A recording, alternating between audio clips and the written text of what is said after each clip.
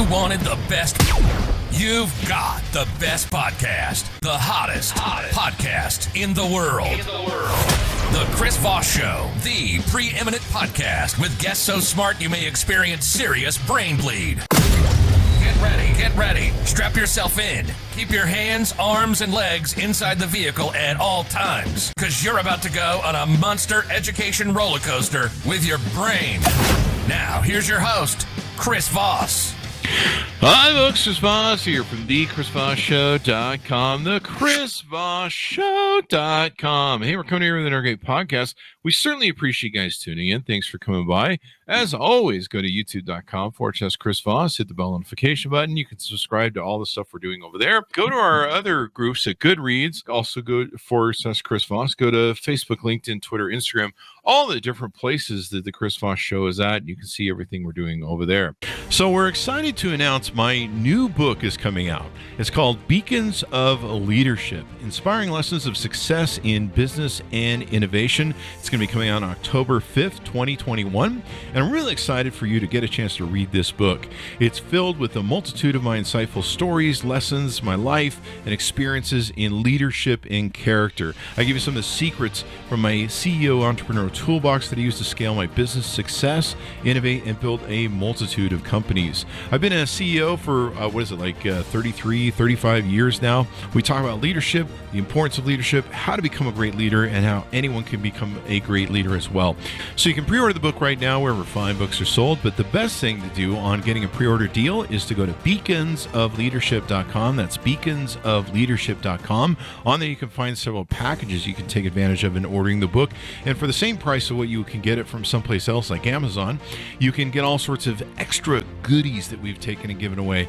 Different collectors, limited edition, custom-made numbered book plates that are going to be autographed by me. There's all sorts of other goodies that you can get when you buy the book from beaconsofleadership.com.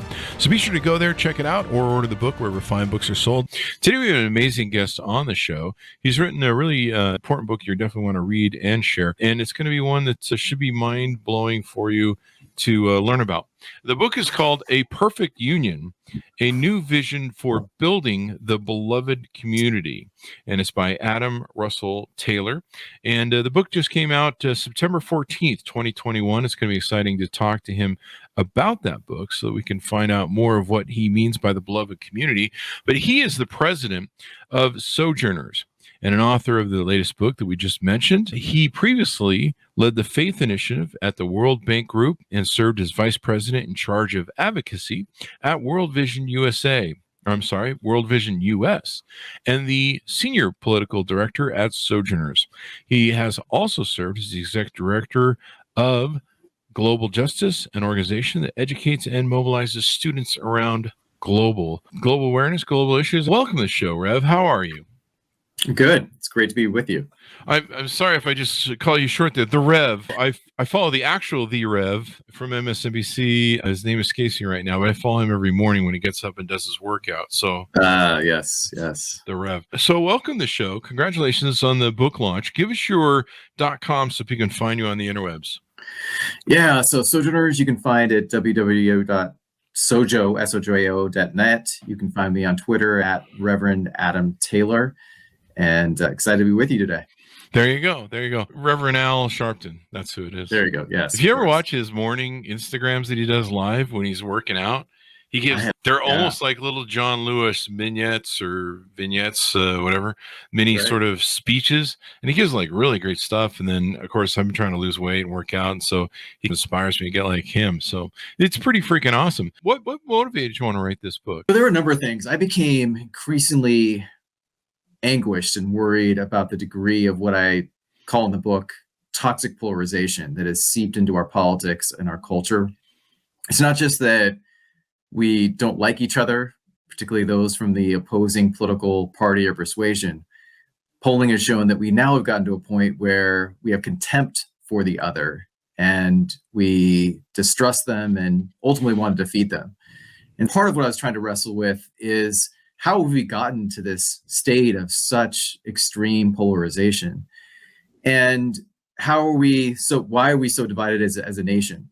And so I really reflected both on history because I don't think you can know where you're going unless you know where you've been, from a quote from Maya Angelou. But also, I started to try to diagnose that challenge and started to realize that one of the reasons I think we are so divided and polarized is that we don't have a shared moral vision about where we want to go.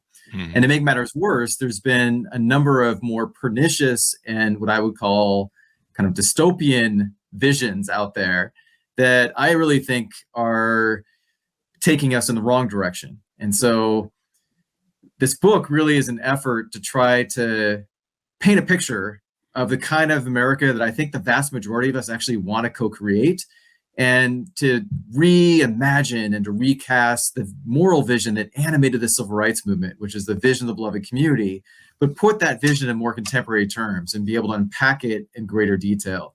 So that was a big kind of motivation for the book itself. And then as I got into it, I started realizing that there's all of these incredible leaders and organizations around the country that are doing the actual work of building the beloved community. They don't often capture the headlines. They, may be doing things not quite at scale, if you will. But I really wanted to lift up those stories, and I call them glimpses of the beloved community in the book, because ultimately there is this kind of beloved community revolution that's happening under the radar screen. And I'm hopeful that the book can help to shine a spotlight on those efforts so that ultimately we can scale them up and make them more successful. And I thought this was really cool. You had John Lewis actually do the foreword for the book. Do you want to touch on that a little bit? Yeah, Chris, I am so honored and humbled that Congressman John Lewis agreed to do the foreword.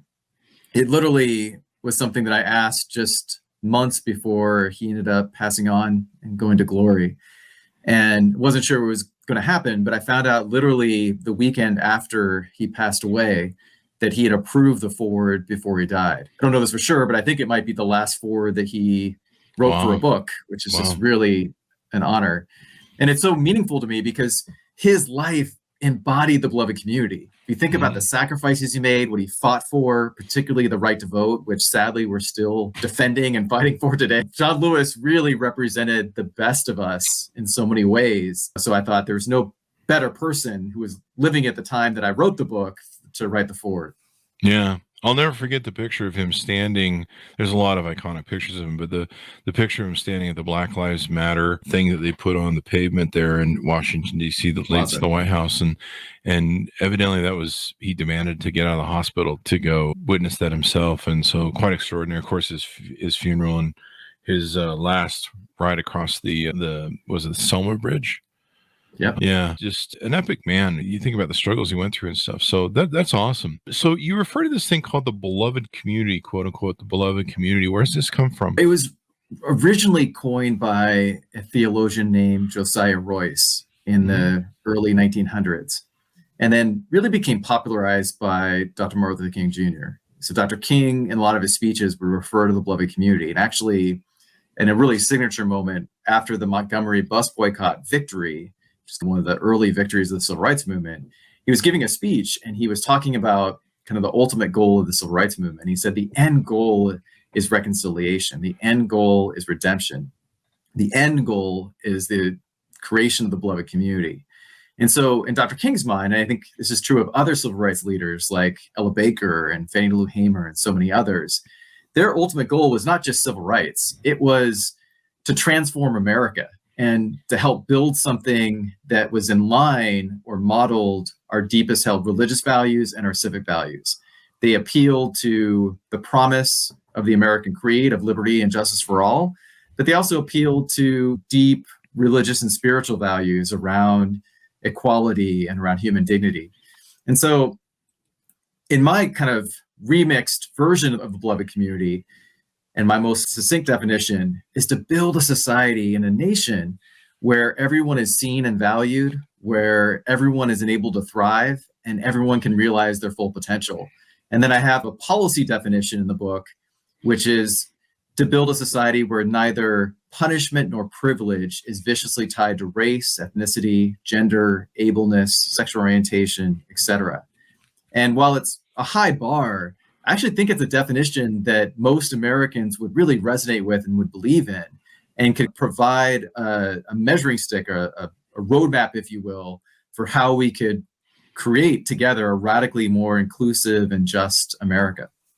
Is it true that people on the left, on the liberal side of things, want these beloved communities? They're on board with this stuff, and the right, not so much? Is that It's a good question. I mean, I think the beloved community has been a little bit more used and associated with the left, but even within the left, since the civil rights movement, it's faded a little bit from the popular imagination. And that's part of the reason why I feel like we have an opportunity to recast it, to reimagine it in ways that I think would resonate with lots of different generations and people across many different backgrounds. I would say this, though. One of the reasons I love the vision is that it resonates across religious traditions. It's not just a Christian vision, that's certainly my faith tradition, but the notion of tikkun olam in the Jewish tradition of repairing the world is very much a vision of beloved community. The vision of family justice in kind of Latino culture is very much a vision of the beloved community. So I talk about these different expressions of it. And at its best, it taps into the deep well of the more, traditionally considered conservative emphasis on responsibility and family and community. And it taps into the more progressive well of human rights and of human dignity. And so it can bring together the best of what I think these kind of political ideologies have to offer, and hopefully enables us to transcend the very broken politics and partisanship that we're currently mired in as a country. I like the vision of it, if I understand it correctly, that, hey, here's something we can all work together and maybe come together on to build a better union. But do we have to reconcile the past, though, as you mentioned earlier? We absolutely do. So one of the chapters in the book is entitled, "And the Whole Truth Will Set You Free," very much building on the words of Jesus, that and the truth will set you free. And I make the argument in that book that we desperately need a shared baseline of knowledge and understanding as a country about our history, the full breadth of our history, the good, the bad, and the ugly. And I think we need to celebrate the good. But sometimes we have these blind spots and pretty serious denial about the ugly parts of our history. And to me, this isn't about navel gazing or self-loathing. This is about acknowledging the fullness of our history so we don't have to repeat some of those mistakes. And you can't really do the work of healing and repair if you don't actually acknowledge the harm that's been done in the past. And so, I really try to lean into telling some of these stories. And it's interesting. So I also wear another hat. I teach as an adjunct professor at Pepperdine University. I don't get to go to Malibu, unfortunately, but I teach here in Washington, D.C. And I have really brilliant students, but sometimes I'm flabbergasted at how little they were taught about just really seminal moments in our history. Like they know very little about the period of Reconstruction and what ended Reconstruction. They don't know anything about the Southern strategy and the role that played in the kind of political realignment in our country of many white Southerners leaving the Democratic Party, the Republican Party. And so they're obviously just a small example of a broader challenge that we face across our public education system, let alone across our society at large. James Baldwin once said, "Those who refuse to acknowledge their history remain captive to it." And what makes matter worse in this current moment is we are having this kind of backlash against efforts to teach and emphasize a broader understanding of our history. And you have 12 states around the country that have passed bills that in different ways either censor or ban teachers from teaching about systemic racism or teaching about kind of the fullness of our history or teaching about diversity, equity, and inclusion and its importance in our society. And so in some ways, we're actually going backwards rather than forwards in this effort. And I think it's essential that we are empowered with this knowledge because ultimately it will help set us free as a society. And I think it's essential for the pursuit and the realization of a more perfect union. Yeah. James Baldwin was brilliant. I really love him as an orator and debater. It's really epically sad that you can take everything he said from 60, 70 years ago and just copy and paste it right on today's problems. Nothing has been resolved. And I'm not sure nothing, but it seems like nothing. Maybe there was 1% that got resolved. I don't know.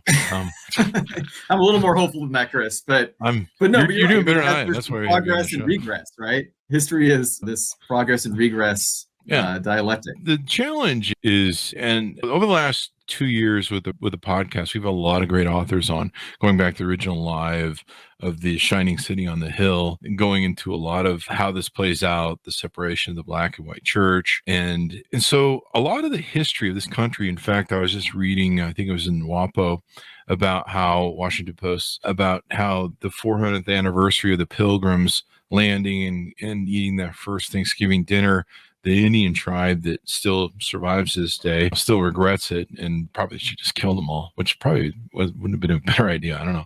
I'm being funny. But too soon, people. But the challenge, and I saw this when I read Caste, the book Caste, is the shame and the horror of what we did as white people to just everybody pretty much, and is really hard to live with. And that's part of one of the things, the hurdles you have to overcome. I always say, the one thing man can learn about his history, the one thing man can learn about his history is the man never learns about his history. And thereby we just go in a cyclical nature.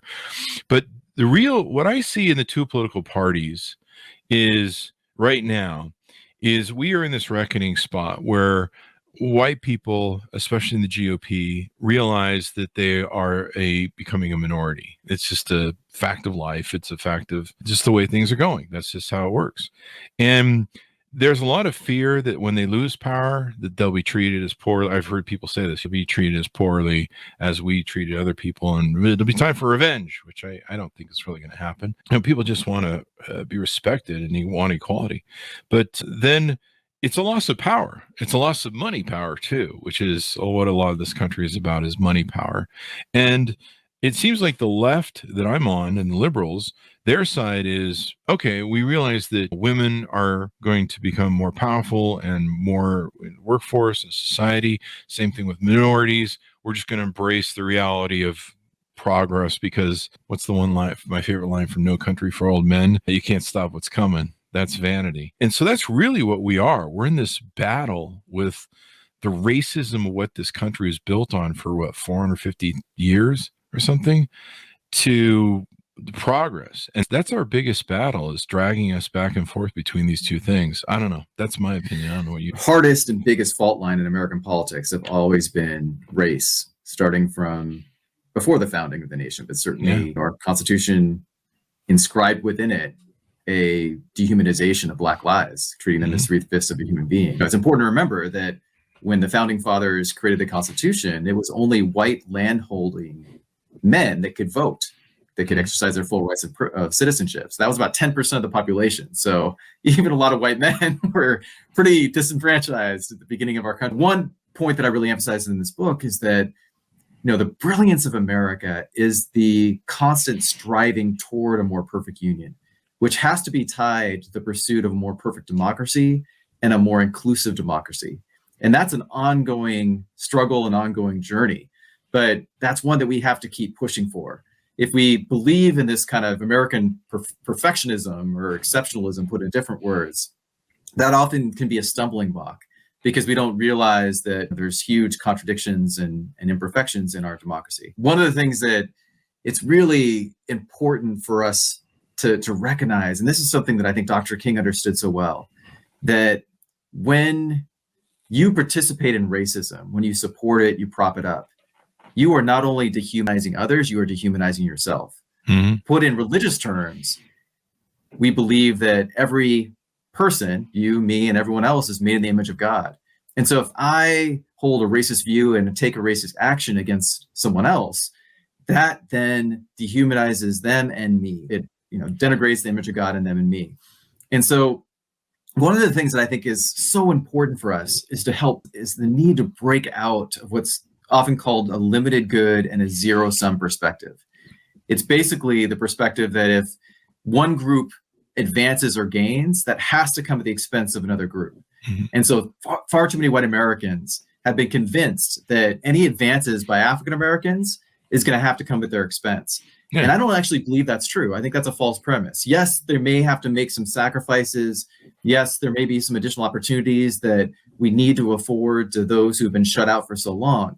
But ultimately, I believe we all will thrive and will have greater opportunity, greater flourishing when we finally dismantle and sever the umbilical cord of racism.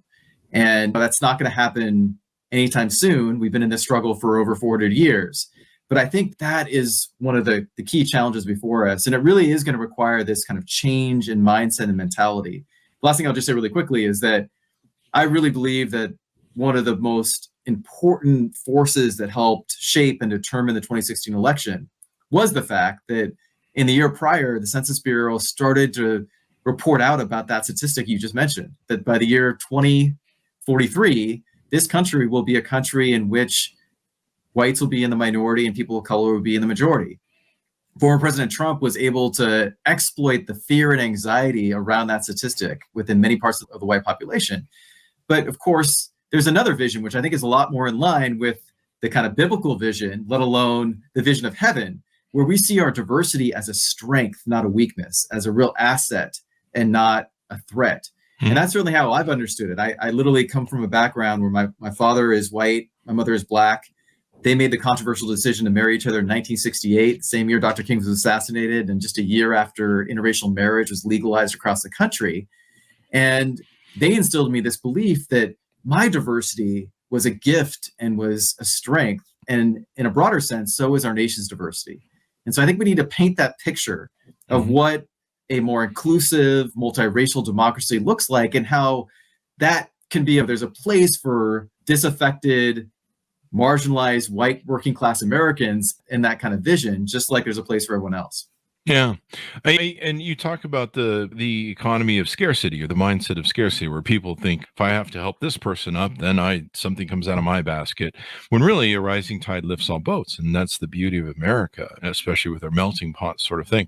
I saw, I think it was, what's her thing, Molly from, I forget the name of the publication, but she posted something about how can you be worried about immigrants taking your jobs? We don't have enough Americans to fill the jobs. Right, we got about 4 million that are vacant right now in this country. How are we in an immigration crisis if there's not enough people to work? There you go. I've been watching, and I've got a few friends here in Utah that go out and fight the battles in the Department of Education to fight for critical race theory. And of course, welcome to Utah, red state. They're fighting against it. Like you mentioned, a lot of other states are. How do we get people to, I can give them a copy of your book and be like, hey, let's all kumbaya and join together. But how do we get these people down this road? Because we've got to not only hop the critical race theory, and over the last 2 years, we've had so many authors on that have explained to me so many real stories of history that were whitewashed that I never learned as I was growing up, and that were buried. I read Caste, and I think it took me like 2 months to get through the book Caste, because it was just so heartbreaking, so wrenching. I'd have to stop at moments through it and just go pull up the side of the road, just go, oh my God. And the horrors of what we've done in this country. And like you say, until we can grasp it and sit down with a common vision, but then we got to overcome that. We got to overcome the people that really want to do it. How much does Facebook play into this? How do we get all these down, all these or over all these hurdles, if you will, maybe? Yeah. So certainly social media, not just Facebook, have played a role in kind of supercharging a lot of the polarization we're seeing, including the disinformation that people are being exposed to. Increasingly, people can create their own alternative reality with an echo chamber with, people's views that either agree with their own or are exposing them to, a lot of just conspiracy theories and flat out lies.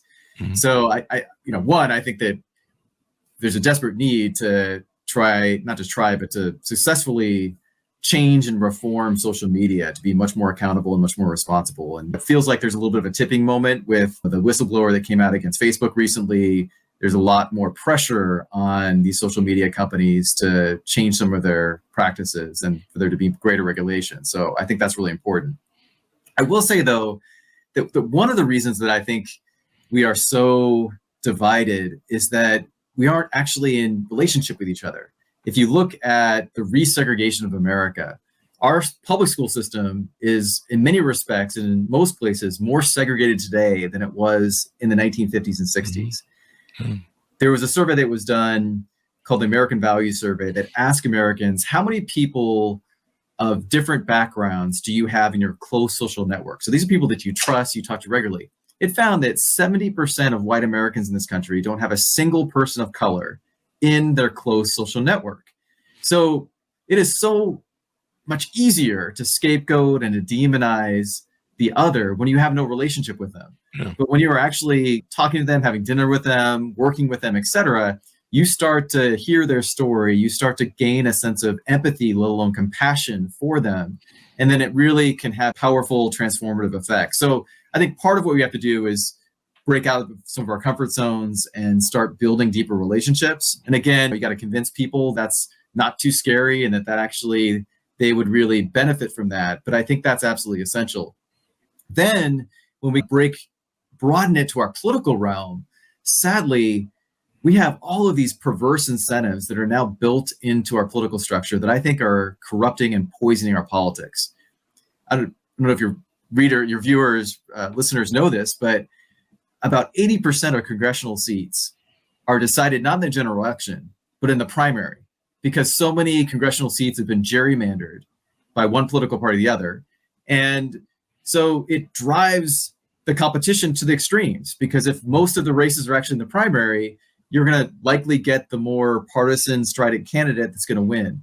And so it's just one of a number of factors I could point to where we've got this kind of us versus them, zero-sum, contemptuous politics that is corseting our culture and ultimately is, I think, one of the biggest barriers we have to finding common ground and creating progress. And bills like the Freedom to Vote Act are essential, because not only will they level the playing field and protect people's right to vote, which are very much under assault right now, they would help eliminate gerrymandered districts. They would create a whole series of reforms in ethics and campaign spending that would really re-incentivize the kind of politics of the common good that we so desperately need. So those are just a couple of things that I would touch on. Obviously, it's a complex problem. There's lots of different challenges involved, but I think we know what some of the solutions are. Yeah, like you say, one of the problems that we've had is we've been separated between redlining and even freeways and neighborhoods, and we've made it so that we're not together, and so we don't mix our cultures very well or understand each other very well, or gap that bridge. We have so many different hurdles to jump over too. You got Fox News, and Fox News plays on and when I go to my gym, they have it on the TV, stuff there. And usually I just read the Chiron and I'm just like, what the hell? And you saw yesterday with the Kennedy Jr. people that showed up at the grassy knoll there in Dallas. And you're talking with some of these people, and sometimes I just try and maybe educate them, or not really debate them, but to say, here's some data. Would you like some books or something? Because we have books going around here. Or here, watch my show that we did on this. They have no interest to it. And how do we get through those people? How do we, especially when they're really delusioned and they're just living on fear? When you watch like Tucker Carlson or something, that dude is like Nazi, Hitler sort of shit going on these days. So I'm not sure I have a good solution for Tucker Carlson, but I will say this. I'd be happy to. I'm not sure he would read it though. But miracles happen. I believe in miracles. So I would say that, one, I have a lot of hope still in the power of the church to be this vehicle of transformation in people's lives. Now, I'm not arguing that the church is always on the right side of history or is always a part of the solution. Sometimes it's a part of the problem. But I do think there are a lot of pastors out there, even in very conservative churches, that literally are fed up with the vitriol and the polarization in our culture and our politics, which is seeping into the church. And many of them, and actually Sojourners is doing a lot of work right now to try to come alongside them and support them in preaching and teaching in a way that opens up space for more civil but also courageous dialogue on some of the most important issues affecting our country. But to ground that dialogue in some shared moral and kind of religious principles, particularly with the principle and the commitment to protect the most marginalized and vulnerable. It was a clear teaching and priority for Jesus. And so when you really get to talk to some of these pastors, they agree with that principle. So if we can start there, then we can try to apply it to the messiness of our politics. And we actually start to realize we have a lot more in common than we realized. I think another piece of it is that we have to reach a younger generation. And this is why the battle over schools is so fierce. One, parents are often very concerned about their children, as they should be. I am for my 8 and 10-year-old. But the school has become a battleground for a whole series of cultural wedge issues. I think it's essential that we win this battle, essentially, about what kids are taught. Because if they're exposed to a more accurate, a more full understanding of our history, that is going to shape their worldview. That's going to shape their understanding of our nation and where it's going and where it's been.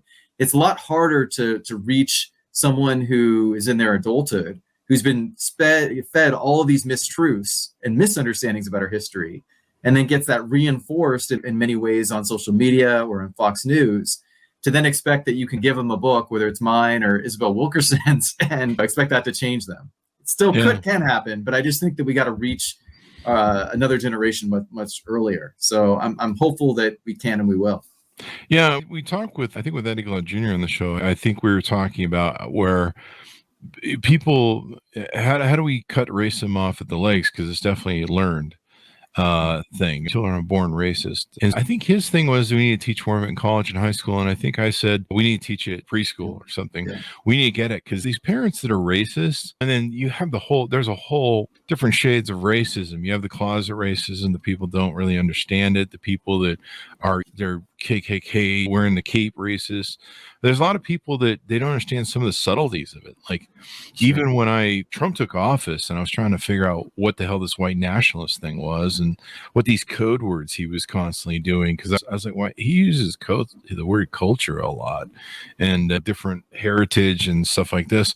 And I'm like, what are these dog whistles going on? Cause what does this mean?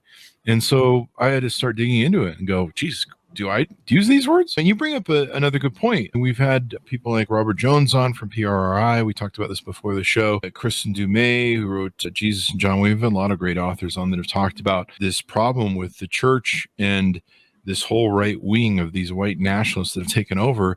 And over the last year or two, it's actually backfired on them supporting Trump because now the QAnon has started to really start taking over churches.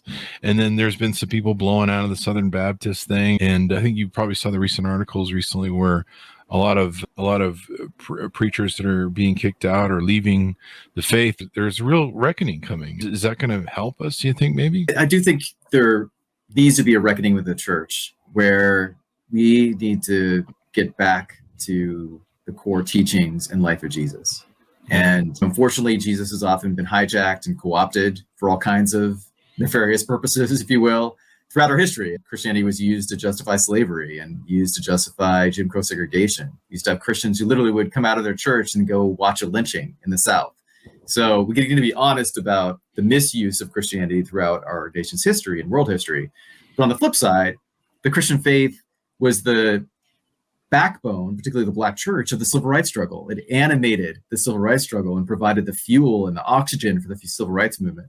So I think that there's so much that can and needs to happen to try to rehabilitate the reputation of the church. And that requires really re-embracing a Christ that is both Lord and liberator, a Christ that's deeply concerned about the marginalized and deeply committed to justice.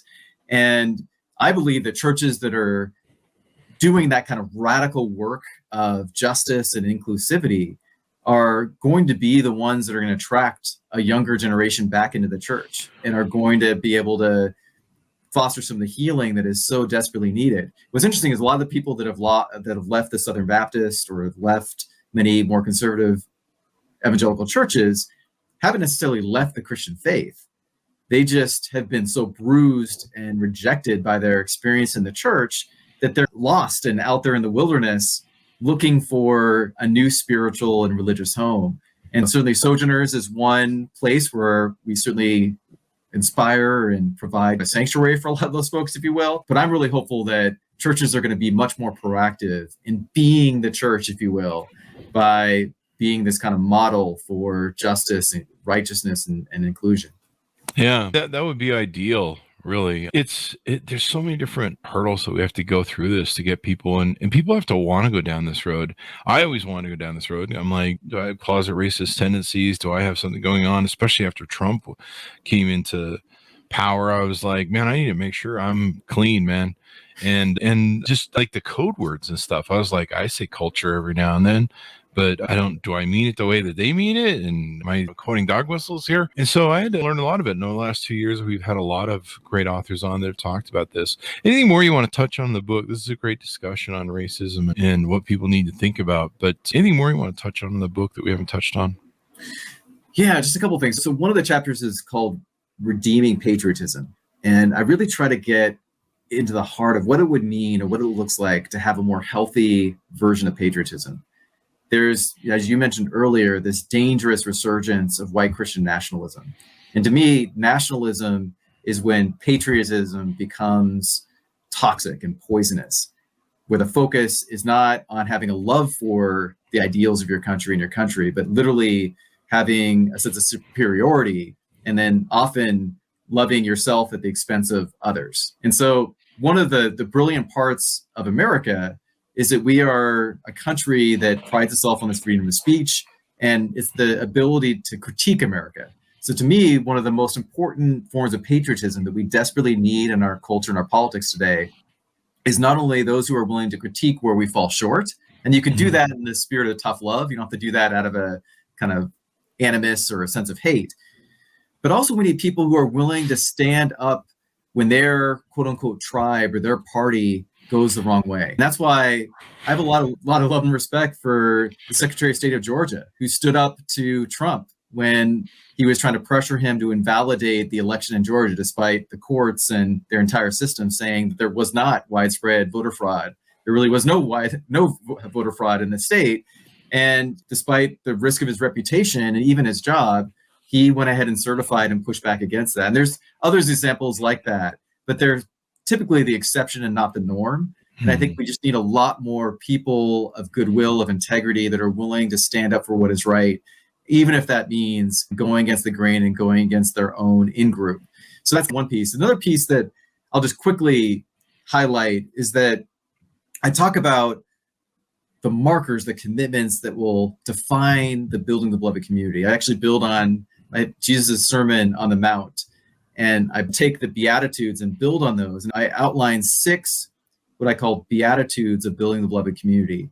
And they include a commitment to Imago Dei equality, a commitment to radical welcome, a commitment to environmental stewardship, which we certainly desperately need, particularly in light of all that we're learning from the current COP negotiations that are happening in Glasgow, a commitment to dignity for all, which is very much at the heart of the UN Declaration of Human Rights and the heart of the Sustainable Development Goal agenda, a commitment to prioritizing nonviolence, which was a core ethic and way of life for Dr. King, and a commitment to what I describe as Ubuntu interdependence. And I'm ending with that one because one of the idols in our culture and also in the church right now is this kind of rugged, selfish individualism. We have made personal liberty almost into an idol. And I believe in the importance of liberty, don't get me wrong. But if my liberty ends up coming at the expense of your life and your public health, then there's something seriously wrong with my understanding of liberty.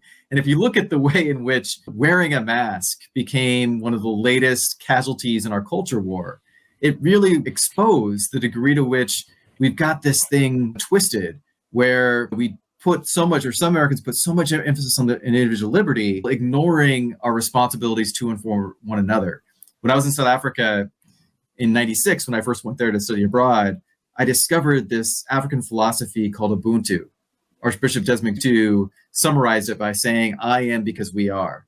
And it's this deep belief system that our lives are very much intertwined and interconnected. And that when you suffer and hurt, ultimately that's going to hurt and I'm going to end up suffering in some way.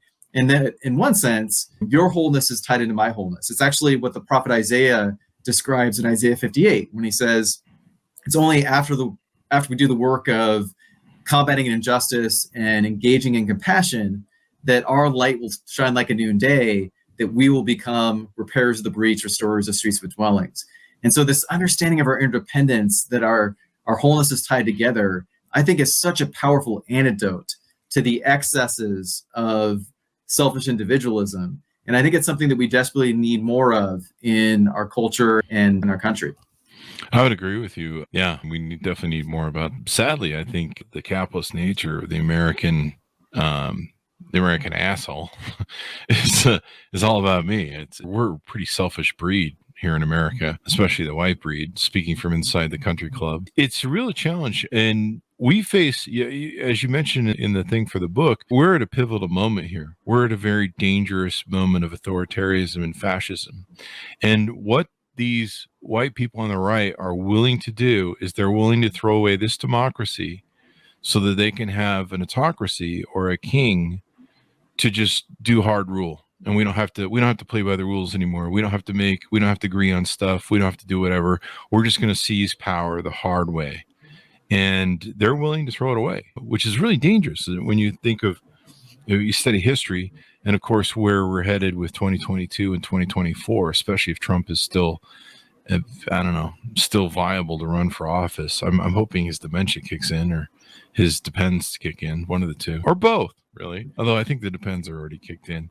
Comment on that one, but go ahead. We'll just leave that one on the side. Right, that's Trump's sticky one on the side. But these people are willing to overthrow this democracy. They're willing to toss this whole baby out with the bathwater because what they see is, why give anyone power in the future? Just take it for ourselves and just own it. And to me, that's one of the most scariest things we face for the next 2 or 3 years.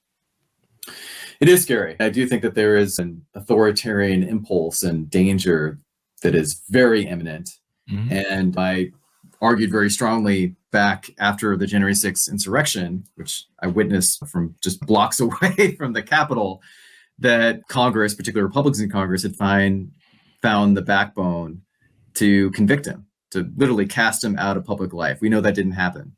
I was actually reflecting recently. Imagine how different our current reality would be politically if former President Trump had done what every single president has done across our history, which was concede defeat. Mm-hmm. And so much of the big lie was all built around his ego, his narcissism, denial of reality. And he is now forced and in some ways inspired this whole movement with the Republican Party to go after state recounts and to pass bills that if you talk to Republicans behind closed doors, they'll even quietly acknowledge that this is all a kind of play to appease the Trump base, who deeply believes the last election was stolen. All of this is a real danger, but I do believe that the immune system of our system is us. It's our systems, our checks and balances, et cetera, but ultimately it's those positions are occupied by people. And we need people of resolve, of integrity, of courage to be willing to stand up and to speak out and to exercise their vote, but also to lobby, to protest, to engage in all of the forms of civic engagement and activism that I think are increasingly going to be necessary in the next 2 election cycles. Sojourners has been working with the National African American Clergy Network to mobilize clergy and now increasingly rabbis and imams to be this pro-democracy force in our country. We have an initiative called Face United to Save Our Democracy. And we literally, this last election cycle, mobilized 2,500 pastors and some rabbis in 9 key battleground states to provide a moral presence, to be a chaplain at polling sites alongside lawyers, so we could try to deter violence and intimidation and ultimately enable people to exercise their sacred right to vote. So it's actions like that we need to put on steroids. And I'm certainly committed to that, and Sojourners is committed to that. Other organizations are very much committed to that. But this is not a moment to be complacent or to underestimate the threat or to be apathetic, because really our democracy is at stake. And once we lose it, it is going to be obviously that much harder to get it back. So I'm with you on how much is at stake in this moment. Yeah, we saw what happened very quickly and easy when democracies fail. We had 2 of them fail, and there's Hungary, and I forget the other one in 2020. But we're at a really dangerous moment. You see how the white women came out, and they're the ones who won Virginia for the governorship. And these guys are coming back. They vote. They show up. And I don't know if a large people on the left just decided to stay home or they weren't impassioned. It's one of those things where, enough people in this country don't vote. And it's really sad that a minority group of people can run half this country and ruin half this country just because they have these old racism, gerrymandering, and this weird sort of, where they count the college votes and stuff like that. But yeah, we're in a real similar moment. I don't know if you look at Betsy DeVos, and I can't remember what crazy version of Christianity she subscribes to and what she wants with the centers of national policy to be put in, because they're trying to overthrow the schools. And part of that this defunding of schools and going after schools and trying to block this critical race theory is to get to her racist thing of having vouchers, which were created out of racism, and being able to, they wanted to turn this whole country over into a theocracy with her interests, in my understanding.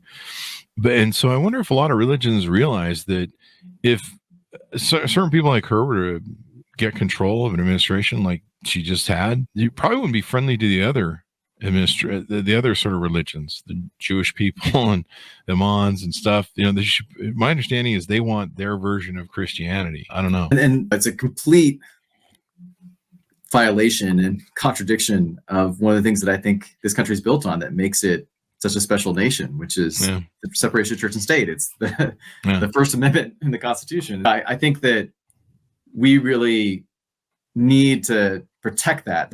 I also in the book, I mentioned in this chapter called Unmasking America's Myths, a whole series of myths that are built in the DNA of our country. And one of those myths is the myth that we're a Christian nation. Many Americans have this false belief that we were started as a Christian nation, when the reality was the founding fathers, some of them were deists, including Thomas Jefferson. And all of them were committed to the separation of church and state because they believed religion flourishes when you give people the freedom to choose whether they want to practice religion or not. And they saw the danger, particularly after the 30 Years' War wiped out a big chunk of Europe, of religious sectarianism and kind of fundamentalism, if you will.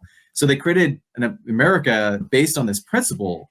And I think we still need to defend it. It still is part of what makes us such a vibrant country. And ultimately, I think it actually helps the church flourish rather than diminish. I hope we can hold the line in 2020. I imagine we'll lose the House in 2022, and they'll shut down the January 6th Commission and start up with their usual rigor more. It's just extraordinary what we go through in this country. And I'd like to see democracy survive and us not fall to authoritarianism. But it seems like that's their slant nowadays. And hopefully more people can read your book, share your book, and maybe we can open some more minds, because that would definitely be ideal. I certainly hope so. And I wrote the book for that express purpose, to create a moral vision that I really do believe that the vast majority, when I say vast, I'm talking about, I don't know the exact percentages, but at least 2/3 of America, if not more like 70 or 80% of America, would actually resonate with if they were willing to take the time to read it and to reflect on it. And we need to create space for healthy dialogue. We need to learn how to disagree with each other again. And from a Christian perspective, we need to learn how to love our enemies as well. There's so much of the opposite happening that is also such a challenge in our democracy right now. I think it's great that you're reaching out to churches. I subscribe to Right Wing Watch and, of course, the Southern Poverty Law Center, and I see those videos from some of the preachers that are out there that are just toxic, and they're literally not even talking about Jesus anymore. They're just punching politics from the pulpit, which sadly Obama didn't get nailed down with the IRS and stuff with those guys. But I think that was part of the blowback to Trump, though, wasn't it? Because some of the blowback was the churches were angry about Obama coming after churches that were getting too heavily in politics, I think. I don't know. If I recall. Yeah, well, and President Trump wanted to eliminate what's called the Johnson Amendment that prevents not just churches, but other nonprofits from engaging in overt political activity, particularly endorsing candidates. And so Dr. King had a great quote that I just love. He said, "The church at its best is called not to be the master or the servant of the state, but to be the conscience of the state." And I think the mistake that the religious right movement made was, one, it actually started with deeply racist intentions. People think that the religious right was founded to fight abortion, but that actually didn't come until about 7-8 years later. It was originally founded as a kind of partnership between Jerry Falwell and Paul Weyrich, who was a political operative in the Republican Party, who agreed to form a union with each other, essentially, to try to create a movement of conservative Christians to oppose the desegregation of Christian colleges, including Bob Jones University. So that literally was the roots of the movement. That's what it was started around.